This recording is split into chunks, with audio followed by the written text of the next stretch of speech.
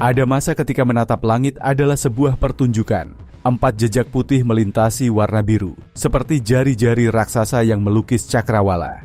Gambar itu, gambar 4 mesin yang menderu di bawah sayap raksasa logam, selama puluhan tahun adalah simbol tertinggi kekuasaan, keamanan, dan kemajuan. Itu adalah tanda tangan dari Ratu Langit, Boeing 747, dan kemudian dari orang Eropa yang hebat, Airbus A380. Hari ini, raksasa-raksasa itu menghilang. Unit terakhir mereka dikirimkan sebagai relikui, dan siluet mereka menepi di gurun Arizona, menunggu nasib yang tidak akan pernah datang. Dan sebagai gantinya, terbang pesawat yang lebih kecil, lebih tenang, dengan hanya 2 mesin. Paradoksnya brutal. Hari ini, sebuah pesawat dengan 2 mesin lebih aman daripada pesawat dengan 4 mesin. Bagaimana mungkin kita telah beralih dari membutuhkan 4 untuk merasa terlindungi menjadi 2 sebagai pilihan yang paling andal?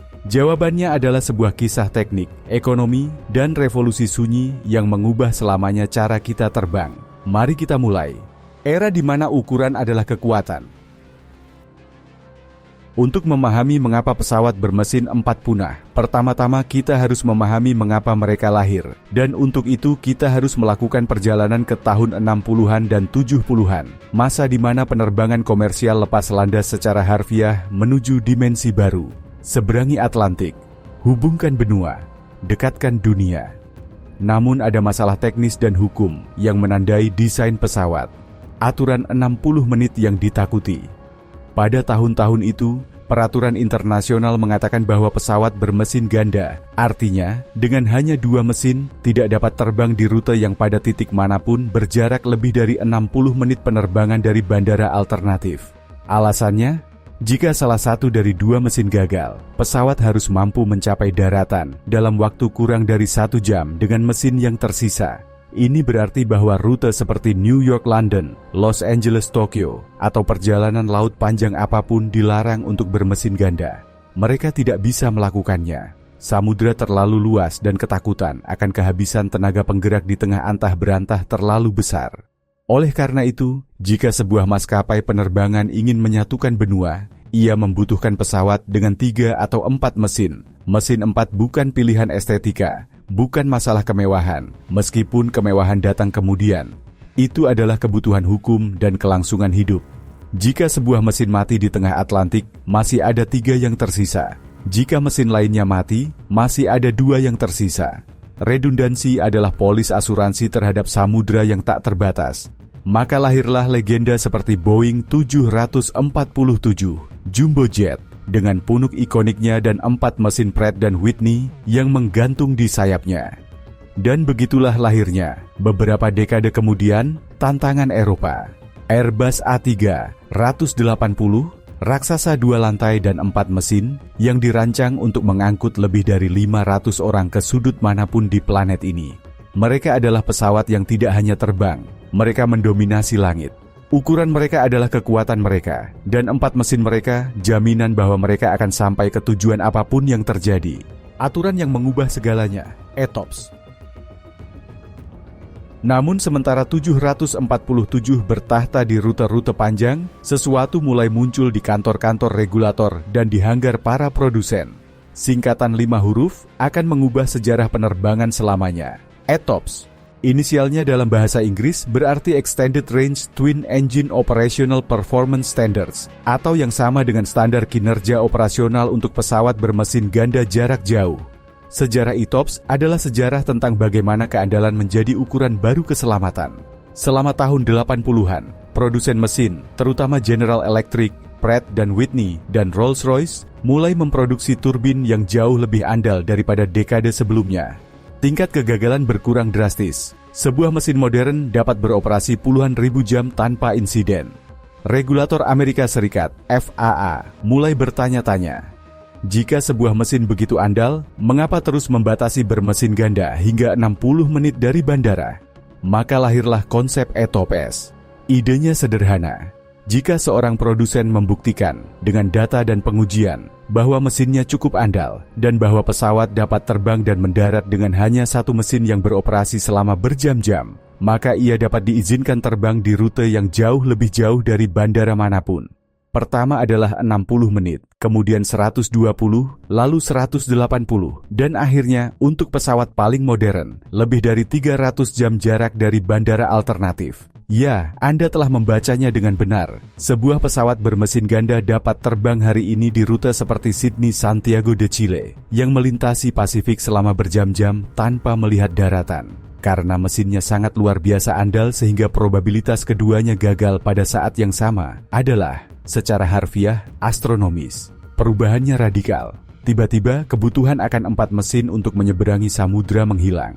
Pesawat bermesin ganda, lebih kecil dan lebih efisien, dapat melakukan pekerjaan yang sama dengan raksasa tersebut, tetapi dengan bahan bakar yang jauh lebih sedikit. Kalimat yang bergema di ruang rapat maskapai penerbangan berubah. Dari "saya butuh 4, jika 1 gagal" menjadi "dengan 2 sudah cukup" karena mereka hampir tidak pernah gagal. Fisika yang tidak kenal ampun, efisiensi skala. Namun keandalan bukan satu-satunya alasan. Fisika memiliki hukumnya sendiri, dan dalam kasus ini, hukum efisiensi skala merugikan pesawat bermesin 4. Untuk memahaminya, bayangkan mesin pesawat sebagai mesin termal. Ia memiliki ribuan bagian yang berputar dengan kecepatan luar biasa, menahan suhu yang seharusnya melelehkan logam. Masing-masing bagian tersebut menghasilkan gesekan internal, dan gesekan adalah musuh efisiensi. Setiap mesin juga menghasilkan hambatan aerodinamis saat memotong udara. 4 mesin berarti 4 sumber gesekan, dan 4 sumber hambatan. Sekarang bayangkan, daripada 4 mesin yang relatif kecil, Anda memasang 2 mesin yang jauh lebih besar. Total permukaan yang terpapar udara lebih kecil. Total gesekan internal lebih kecil, berat total mesin lebih kecil. Karena meskipun setiap mesin besar beratnya lebih dari 1 yang kecil, 2 mesin besar beratnya kurang dari 4 mesin berukuran sedang. Dan dalam penerbangan, berat adalah musuh nomor 1. Lebih sedikit berat berarti lebih sedikit bahan bakar yang dibutuhkan untuk tetap berada di udara. Selain itu, ada masalah termodinamika. Membakar bahan bakar dalam 2 ruang pembakaran besar secara intrinsik lebih efisien daripada membagi jumlah bahan bakar yang sama dalam 4 ruang yang lebih kecil. Kehilangan panas, turbulensi internal, rasio luas permukaan volume, semuanya menguntungkan mesin besar. Ini adalah alasan yang sama mengapa sebuah truk dengan mesin besar mengonsumsi lebih sedikit per ton yang diangkut daripada 4 van dengan mesin kecil yang melakukan pekerjaan yang sama. Fisika tidak kenal ampun, 2 yang besar selalu menang atas 4 yang kecil dalam efisiensi. Revolusi sunyi, mesin impian. Dan ketika kita berbicara tentang mesin besar, kita berbicara tentang monster sejati dari teknik modern. Ambil contoh General Electric GE9X, mesin yang melengkapi Boeing 777X. Ukurannya begitu besar, sehingga seluruh badan pesawat Boeing 737 bisa muat di dalam selubungnya. Kipas depannya terbuat dari serat karbon dan titanium, berdiameter lebih dari 3,5 meter. Dan daya dorongnya sangat mengejutkan, lebih dari 100.000 pon daya dorong per mesin. Agar Anda mendapatkan gambaran, 2 dari mesin ini menghasilkan tenaga lebih besar daripada gabungan 4 mesin pada model-model awal 747. Rolls-Royce Trent XAWB yang menggerakkan Airbus A350 tidak ketinggalan. Ini adalah mesin paling efisien di dunia dalam kategorinya, dengan rasio bypass yang sangat tinggi yang memungkinkannya memindahkan udara dalam jumlah besar dengan konsumsi minimal. Mesin-mesin ini tidak hanya bertenaga, mereka cerdas. Bilahnya terbuat dari bahan komposit yang berubah bentuk sedikit saat terbang untuk mengoptimalkan aliran udara. Sistem kontrol elektroniknya terus-menerus menyesuaikan injeksi bahan bakar untuk menjaga pembakaran pada titik optimal. Mereka secara sederhana adalah mesin pembakaran internal tercanggih yang pernah diciptakan manusia. Revolusi sunyi ini, revolusi mesin bypass sangat tinggi dan bahan komposit adalah yang memungkinkan pesawat bermesin ganda tidak hanya menyamai, tetapi melampaui pesawat bermesin 4 dalam hampir semua aspek. Dan mereka telah melakukannya tanpa mengorbankan keamanan. Justru sebaliknya, probabilitas kegagalan katastrofik pada penerbangan komersial hari ini sangat rendah sehingga hampir tidak relevan. Langit secara sederhana tidak lagi membutuhkan 4 mesin untuk merasa aman. Musuh nomor 1, beban mati. Namun jika fisika dan keandalan meratakan jalan, ekonomilah yang menandatangani hukuman mati bagi pesawat bermesin 4. Dan di sini muncullah konsep kunci, beban mati. Sebuah pesawat seperti Airbus A380 dengan 4 mesin raksasanya dirancang untuk situasi yang sangat spesifik, lepas landas dengan 1 mesin yang gagal. Itu berarti, selama lepas landas, total daya yang terpasang jauh lebih tinggi daripada yang dibutuhkan, tepatnya untuk menutupi kemungkinan tersebut. Namun begitu berada di udara, dalam penerbangan jelajah, pesawat hanya membutuhkan sebagian kecil dari daya tersebut. Sisa waktunya, ia membawa berat mesin yang hampir tidak digunakannya. Itu adalah pemberat murni dan keras. Sebaliknya, pesawat bermesin ganda modern memiliki hubungan yang jauh lebih ketat antara daya yang dibutuhkan untuk lepas landas dan daya yang dibutuhkan untuk jelajah. Mesin bekerja lebih dekat ke titik efisiensi optimalnya untuk waktu yang lebih lama. Dan ketika satu gagal, yang lain dirancang untuk memberikan daya dorong yang cukup untuk menjaga penerbangan dengan aman, tetapi daya ekstra mesin itu tidak hadir sepanjang waktu sebagai beban mati.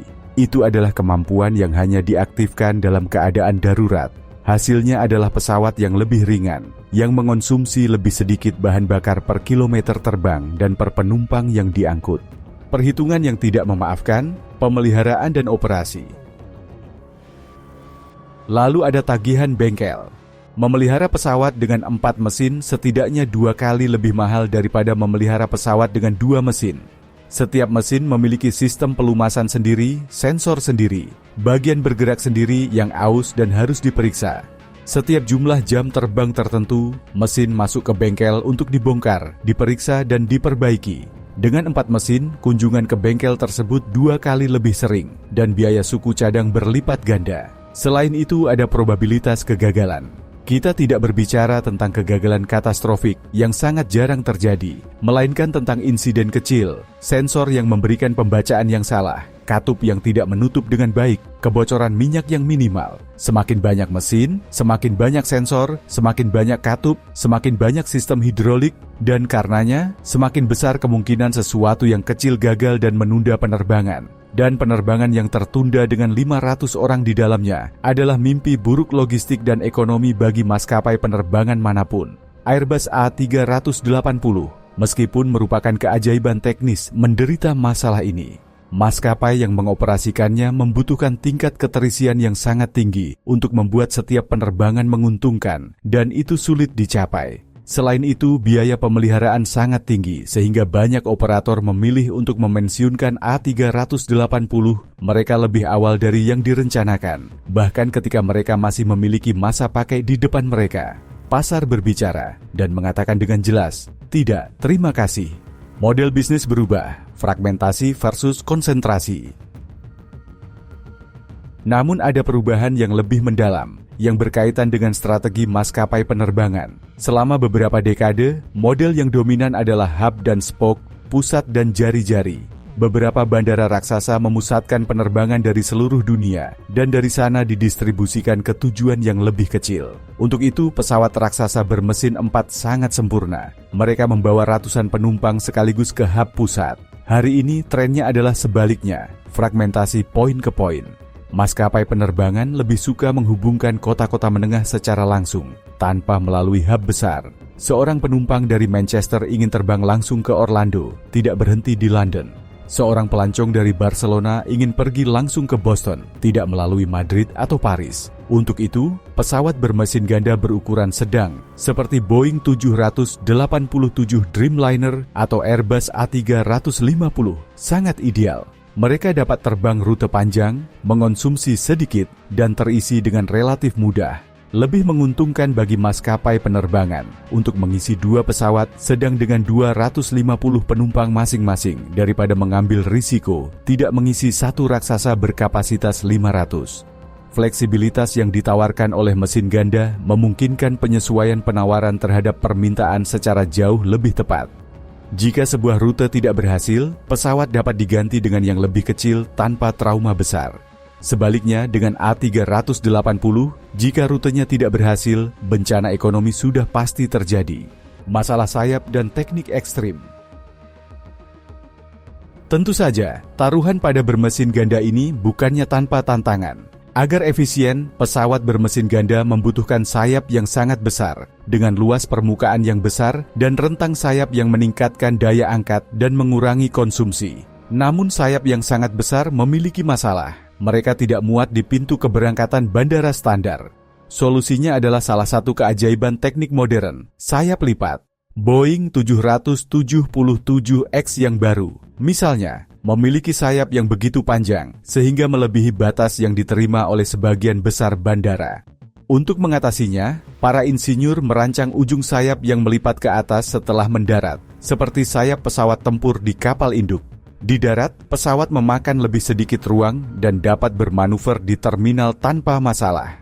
Saat terbang, ujung sayap terbuka dan memberikan rentang sayap yang diperlukan untuk efisiensi.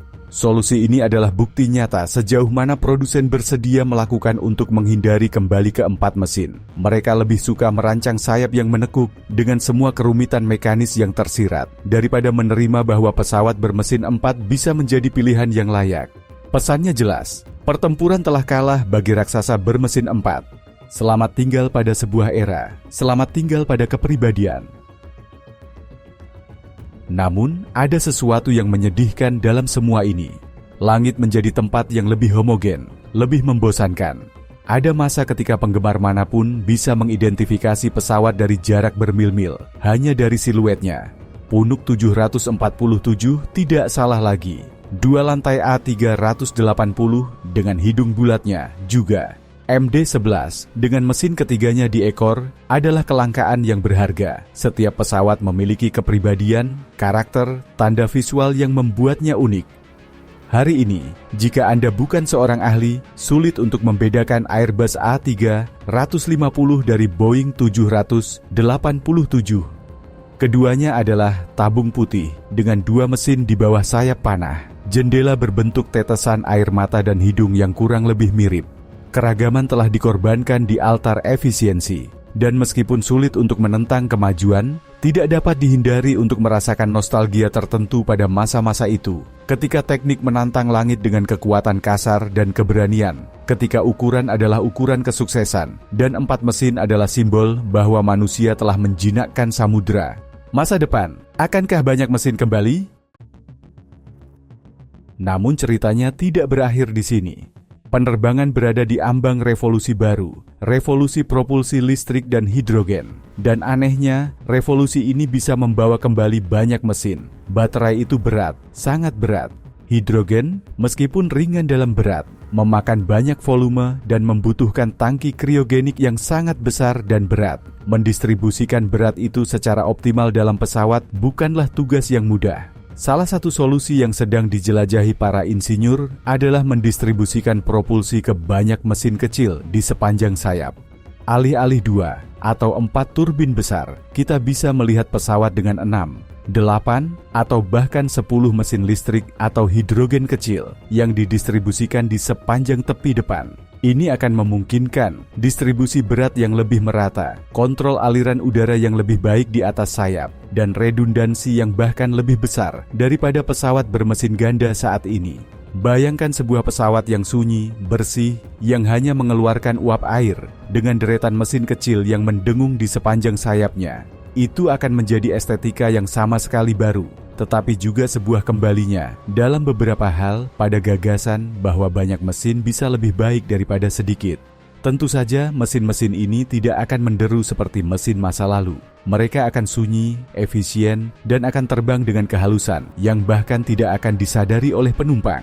Mungkin dalam beberapa dekade, langit akan kembali dipenuhi dengan banyak jejak, meskipun kali ini bukan kondensasi, melainkan uap. Mungkin era 2 mesin hanyalah tahap transisi menuju era raksasa baru, tetapi raksasa yang sunyi dan bersih. Sementara itu, kita memiliki hak istimewa karena telah menjalani masa di mana bahan bakar berubah menjadi guntur dan raungan 4 mesin adalah lagu latar kemajuan. Dan sekarang saya ingin mengenal Anda yang telah sampai di sini. Sebagai penumpang, apa yang Anda sukai? Efisiensi, ekologi, dan harga yang lebih rendah yang ditawarkan oleh pesawat bermesin ganda saat ini? Atau apakah Anda bersedia membayar sedikit lebih banyak untuk merasakan kembali getaran dan pendakian yang tak terbendung dari raksasa bermesin 4, meskipun hanya sesekali?